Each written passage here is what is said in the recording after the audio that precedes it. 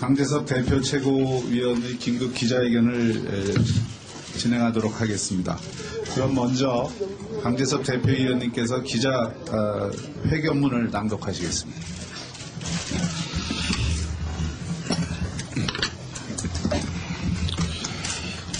존경하는 국민 여러분, 사랑하는 당원 동지 여러분, 1997년 11월 7일 이회창 씨는 조순 전 총재와 함께 우리 한나라당 창당에 합의했었습니다. 어제가 한나라당의 사실상 10번째 생일이었습니다. 하기에 오늘 저는 더 분하고 참담한 심정으로 이 자리에 섰습니다. 그 이회창 씨가 우리 한나라당의 생일날 한나라당을 기어이 버렸습니다. 창당 주역이 오히려 당의 총뿌리를 겨누었습니다.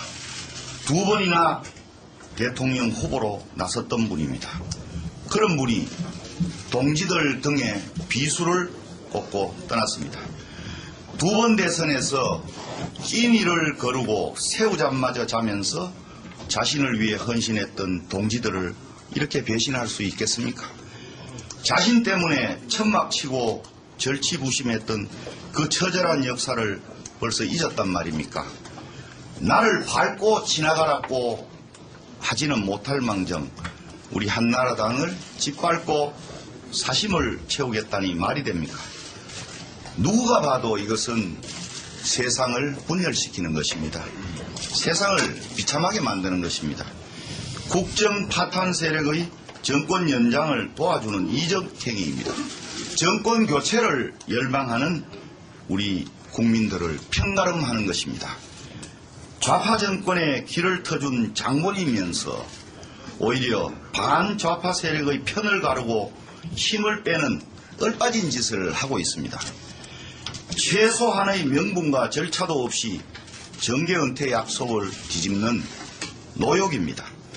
잃어버린 10년과 거꾸로 간 5년을 되찾으려는 국민 열망을 짓밟고 역사에 죄를 짓는 것입니다.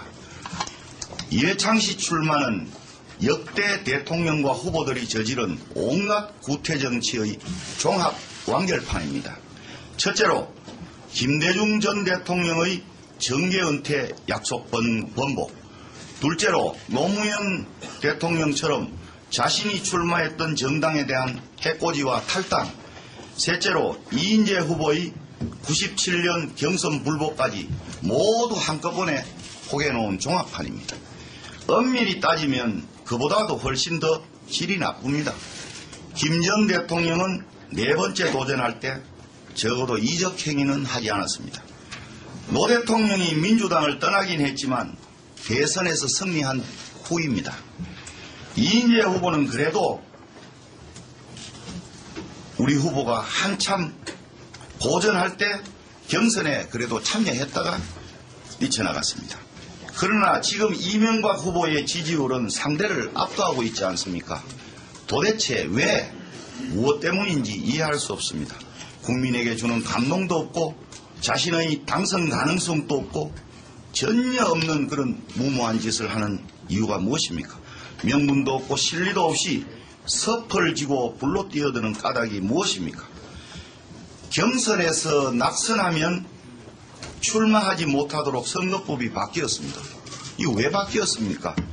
바로 경선 불복 피해자였던 이회창 씨 이후에 우리가 그렇게 고친 겁니다.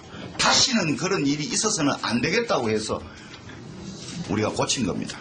그 입법 취지를 헤아리면 평당은 또 예가 아닙니다. 비록 투표를 했는지 여부는 떠나서 이회창 씨는 당원 자격으로 사실상 경선에 참여한 것과 마찬가지입니다.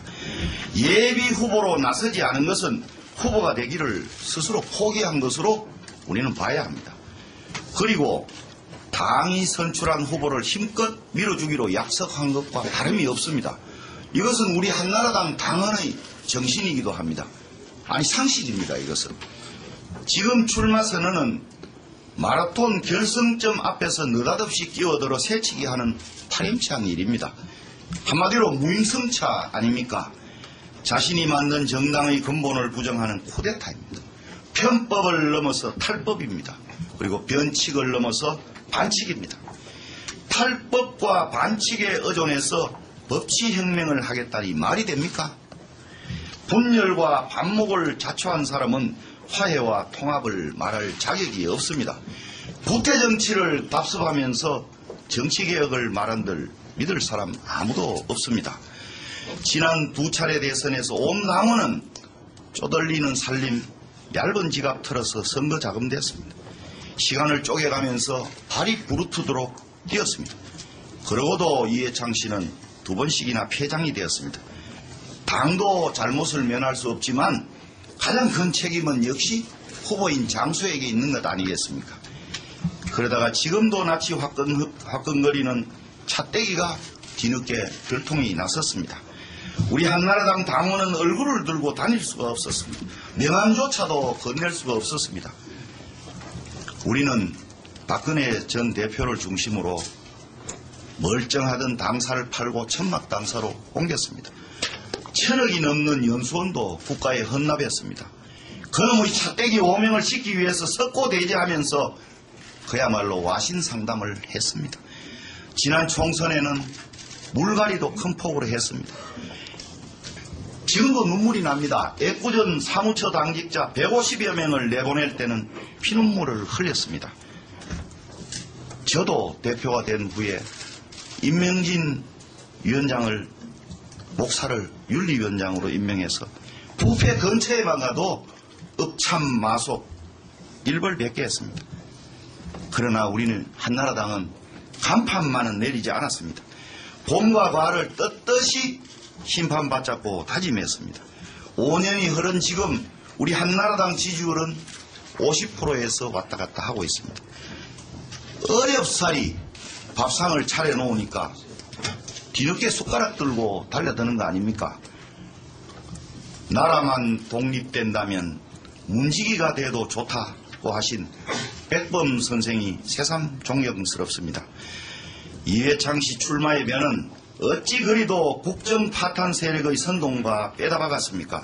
철저하게 검증받은 우리 후보를 근거 없이 음해하는 바로 그 논리입니다. 이회창 씨는 그토록 미워하던 공작 정치를 스스로 따라가고 있습니다.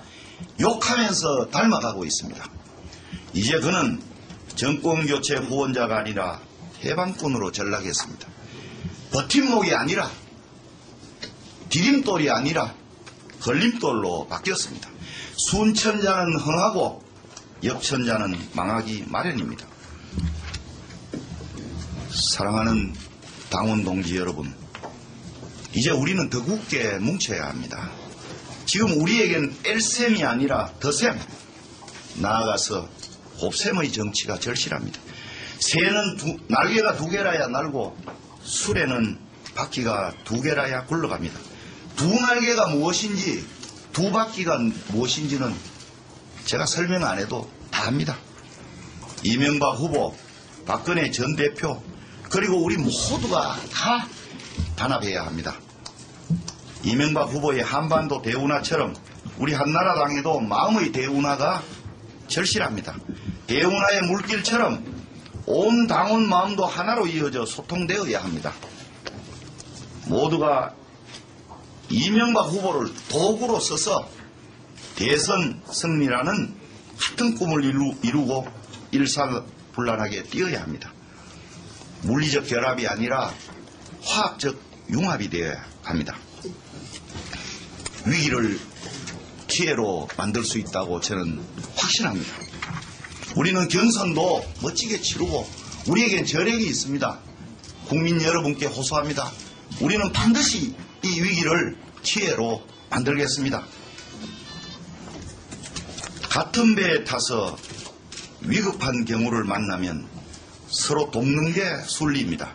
단합이 최고의 무기요 최상의 비법입니다. 만에 하나 이회창 씨와 내통하는 인사가 당내에 있다면 해당 행위자로 단호히 대처할 것입니다. 요사이 느닷없이 당권 대권 분리 얘기가 나옵니다. 제가 알아보니까 어느 쪽도 그 문제를 가지고 이슈를 만들고 있지는 않다고 봅니다. 박 전 대표가 계실 때 온 당원의 뜻을 담아서 당헌을 만들고 그 정신에 따라서 박 전 대표가 살신성인의 자세로 대표직을 일찍 내놓고 조기 퇴진했습니다. 대권 당권 분리는 당헌 당규대로 따르면 됩니다. 대표인 제가 시원찮아서 그런지 모르겠지만은 이런 논란이 일고 있습니다. 그러나 저는 왜 논란이 일고 있는지 이해할 수 없습니다. 대선 때까지는 지금 현재 있는 당헌 당규에